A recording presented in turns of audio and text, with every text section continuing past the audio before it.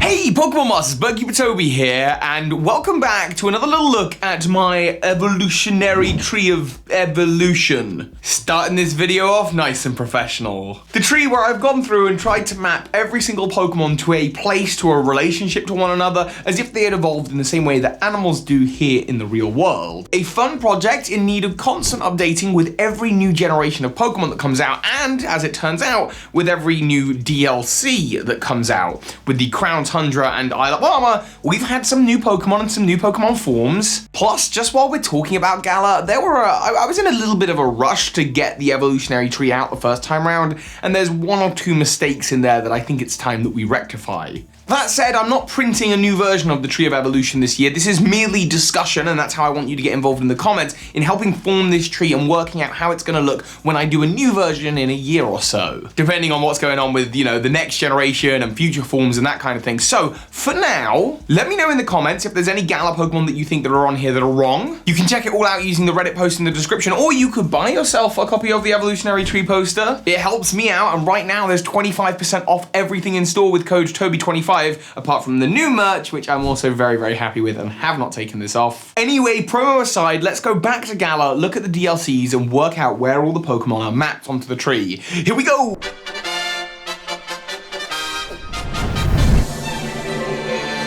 And the DLCs proved a little bit more disappointing than I was hoping in terms of brand new Pokemon. Starting with the Isle of Armour, we got Kubfu and its two evolutions, Urshifu. Obviously, Kubfu and Urshifu are related, they're evolutions of each other, and I try and always focus on the final evolution, because ultimately, the Kubfu is just a baby Urshifu, right? But where does Urshifu go? Well, if we were talking biologically, I'd probably have it closely related to Pokemon like Pangoro or maybe Ursaring. That seems about right, that's the kind of place they would go in. They're certainly mammals, right? But here's the thing. The way that I've been doing legendary Pokemon on this evolutionary tree is actually that I've been having them as constellations in the background of the tree.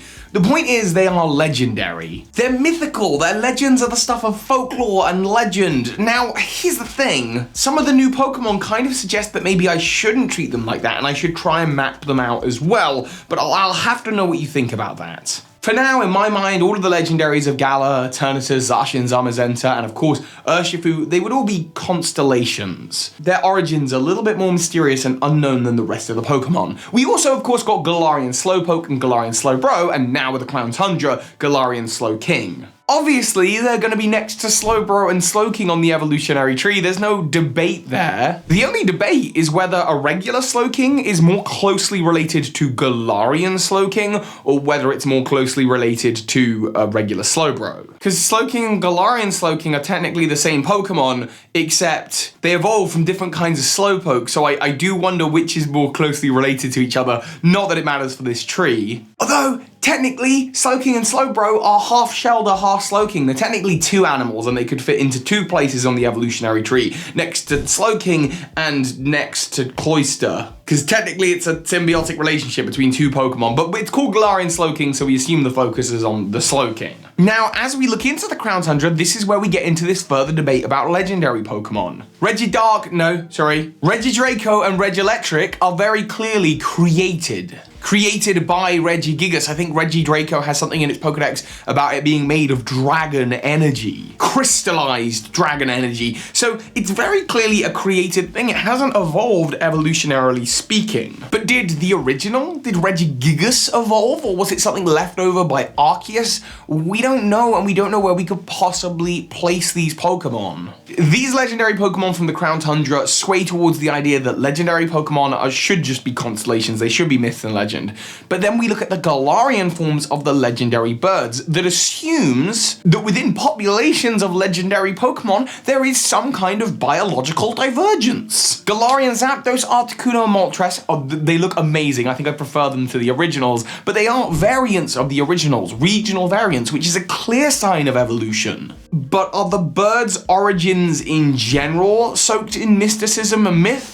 We know they have a trio master kind of in Lugia, as we see in the animated series, but how do we know? How do we know? And then there's Cali Rex. And Cali Rex is a deer, rabbit, jackalope thing. So is it more closely related to Sawsbuck or a rabbit Pokemon? Maybe it's just better as a constellation. Oh, also, because the goal of the series is to mention every single Pokemon, and, well, spoiler warning here, I'm gonna give you 5 seconds to click away if you don't want any spoilers about the Crown Tundra. 5, 4, 3, 2, 1.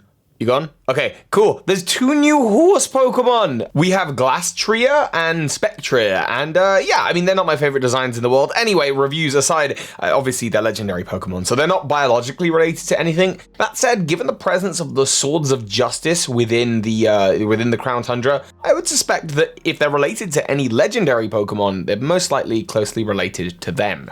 Anyway, back to the main video. Okay, so none of this is all sounding very biological. The Crown Tundra has not fed me with all of the stuff I was hoping to get, like lots of new Pokemon and lots of new forms of other Pokemon. It's not very complicated. Really, the debate and the discussion just becomes about legendary Pokemon, which you can let me know your thoughts in the comments. Also, there is Zarude. Zarude technically has 2 forms, but the form with the little pink cape is not a biological difference. And Zarude itself, I mean, if it's related to, like, say, Simisage or Rillaboom, which is the same region, I mean, I guess that totally makes sense, but it is a legendary Pokemon, so constellations again. But I do want to look very quickly at just 2 Pokemon. 2 Pokemon that came onto my radar when I made the tree the first time around, and I've been told that I'm wrong about. The first one is Dracopult, and I'm actually going to leave Dracopult to a later episode where I'm going to talk about ghosts, but I put Dracopult in with the dragons. Of course I did, that just made sense to me. What I didn't know was what Dracopult was based upon and where it shouldn't be in the tree.